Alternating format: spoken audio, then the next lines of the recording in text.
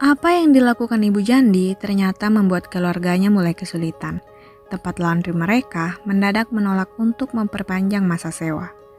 Bisa ditebak semua itu adalah ulah Nyonya Kang yang begitu berkuasa. Karena usaha laundry mereka dipaksa untuk tutup, keluarga Jandi mencari nafkah dengan berjualan makanan di pinggir jalan.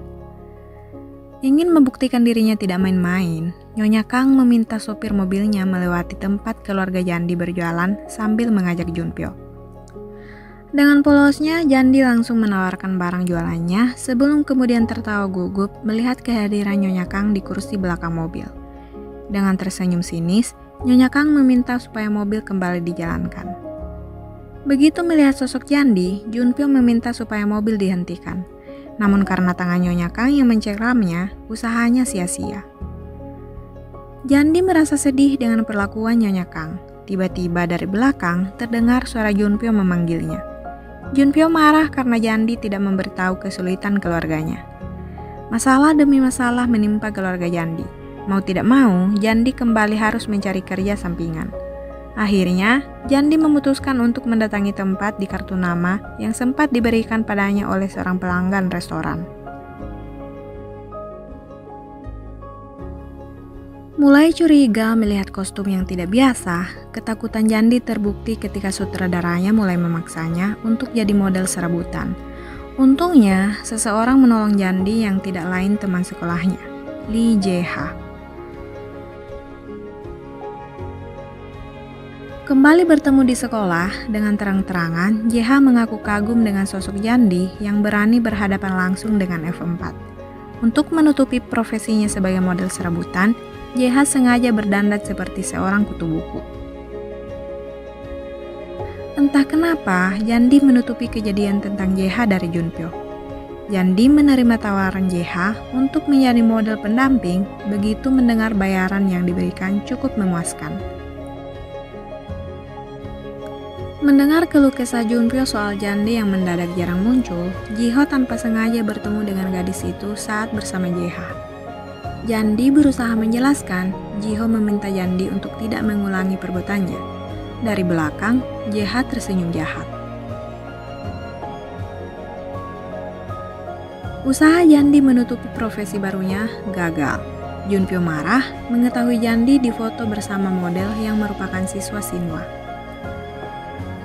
Saat berusaha menjelaskan, Jandi dikejutkan oleh Junpyo yang tiba-tiba memukul Jae-ha. Jandi kembali bertengkar dengan Junpyo. Untuk kedua kalinya, Jandi kembali mendapat memo merah yang membuatnya jadi sasaran di sekolahan.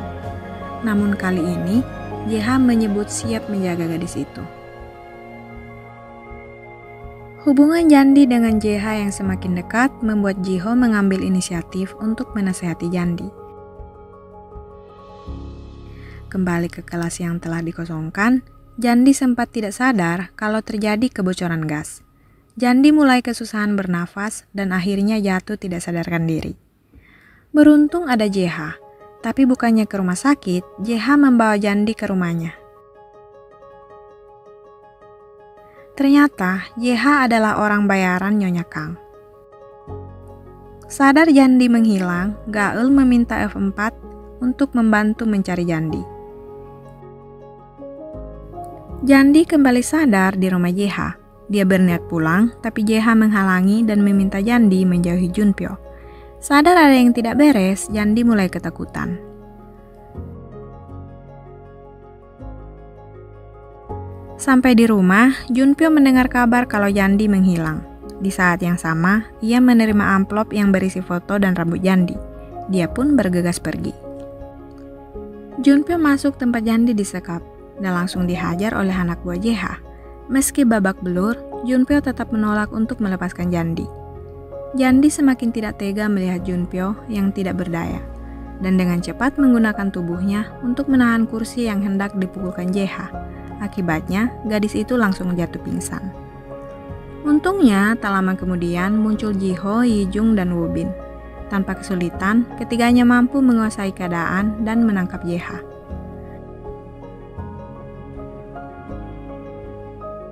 Saat tersadar, Jandi telah terbaring di rumah sakit dengan Junpyo, yang duduk di kursi roda di sampingnya. Bukannya berusaha menghibur, Junpyo malah memarahi Jandi yang nekat menggunakan tubuhnya untuk melindungi pria itu.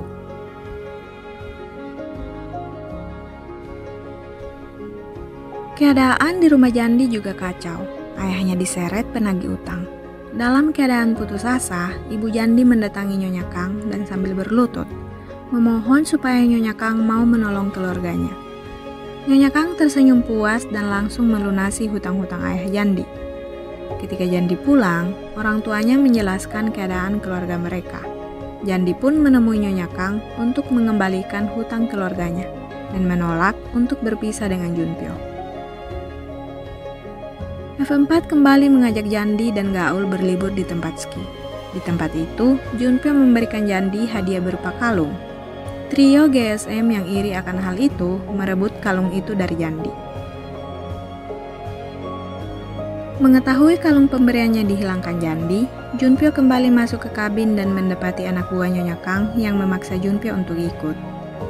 Tertipu oleh trio GSM, Jandi terjebak badai salju.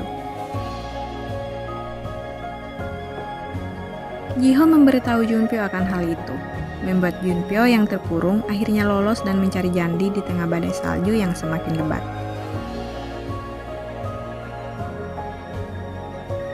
Junpyo akhirnya menemukan Jandi, dan mereka berteduh di sebuah kabin.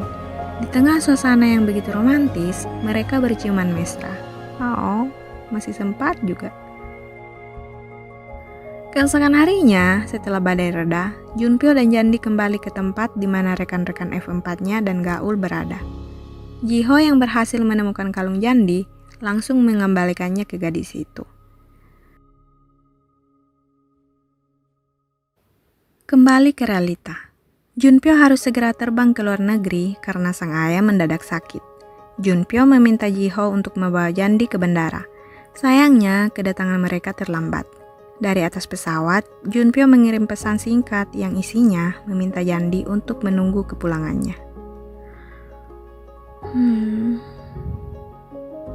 Tidak terasa Jandi memasuki tahun terakhir di sekolah dan 3 rekannya di F4 tengah menikmati hari-hari mereka sebagai mahasiswa. Keadaan keluarga Jandi pun kembali membaik. Hubungannya dengan Junpyo terputus sejak Junpyo pergi ke luar negeri. Meski tetap berusaha untuk berpikir positif, tiap kali mendengar nama Junpyo, Jandi kembali galau. Bertemu Jiho di kolam renang, Jandi dipaksa untuk memeriksakan bahunya yang cedera ke rumah sakit. Sempat melihat Jiho bersama seorang pria tua yang sering datang ke restoran tempat Jiho bekerja, Jandi diberitahu bahwa meski cederanya bakal sembuh, ia sudah tidak bisa lagi mengejar karirnya di dunia renang. Berita tersebut kontan membuat Jandi tambah terpukul. Di pinggir kolam, ia menumpahkan isi hatinya pada Jiho sambil menangis.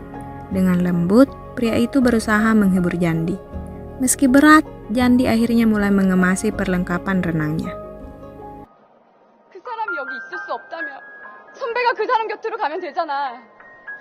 좋아한다면서 기다리기만 하는 게 선배 사랑이에요? Tidak sengaja melihat sebuah serial televisi, Jandi memutuskan untuk mengejar Junpyo. Setelah berhasil mendapat uang tiket pesawat, Jandi diminta untuk melakukan renang terakhirnya. Sambil disaksikan 3 rekan-rekannya di F4 dan Gaul sebelum kemudian berangkat ke Makau tempat Junpyo berada. Begitu tiba di Makau, Jandi langsung menuju hotel di mana Junpyo menginap. Namun usahanya untuk menemui pria itu dihalang-halangi oleh petugas keamanan. Sambil memikirkan langkah berikutnya, Jandi memutuskan untuk jalan-jalan. Nyaris kecopetan, Jandi diselamatkan oleh seorang gadis cantik bernama Ha Jae Kyung. Mereka sempat menghabiskan waktu bersama. Setelah beberapa usaha, Jandi berhasil masuk ke hotel dan akhirnya melihat Junpyo yang begitu bahagia bersama wanita lain. Namun ekspresi wajah pria itu berubah dingin saat tatapannya bertemu dengan Jandi.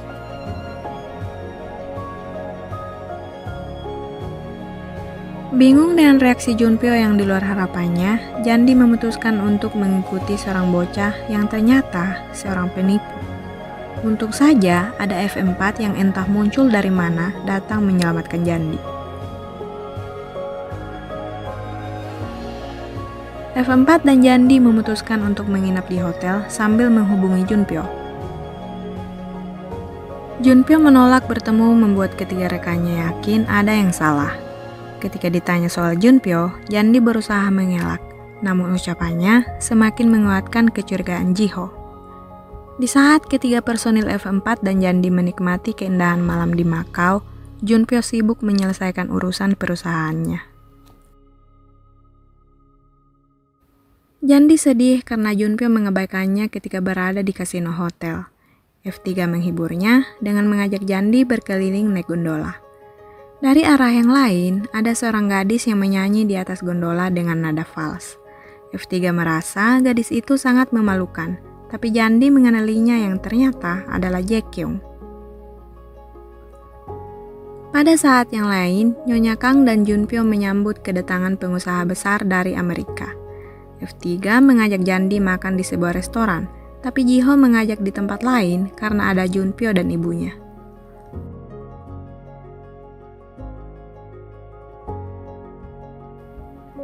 Jiho bertanya apa Jandi menyesal pergi ke Makau, tapi paling tidak, Jandi ingin bertemu dengan Junpyo sekali saja dan menanyakan kabarnya. Di aula basket, Junpyo menyambut dingin tiga rekan F4-nya. Saat Ubin bertanya alasan Junpyo berubah dan tidak mau menemui Jandi, Junpyo menjawab 700.000 karyawan Shinhwa. Tanggung jawab dan beban itulah yang mengubahku, dan dia berjalan pergi. F3 menemui Jandi. Dari ekspresi mereka, Jandi tahu bahwa Junpyo tidak akan menemuinya. F3 menghibur Jandi, tapi ketika melihat Junpyo di sebuah iklan, Jandi mulai menangis dan Jiho menenangkannya. Jiho menemui Junpyo dan meminta bantuannya agar bertemu dengan Jandi. Menjelang subuh, Jiho mengajak Jandi jalan-jalan dan mempertemukannya dengan Junpyo. Jandi terluka dengan sikap Junpyo yang dingin. Akhirnya, Junpyo berjalan meninggalkan Jandi. Dia benar-benar memutuskan hubungannya dengan Jandi.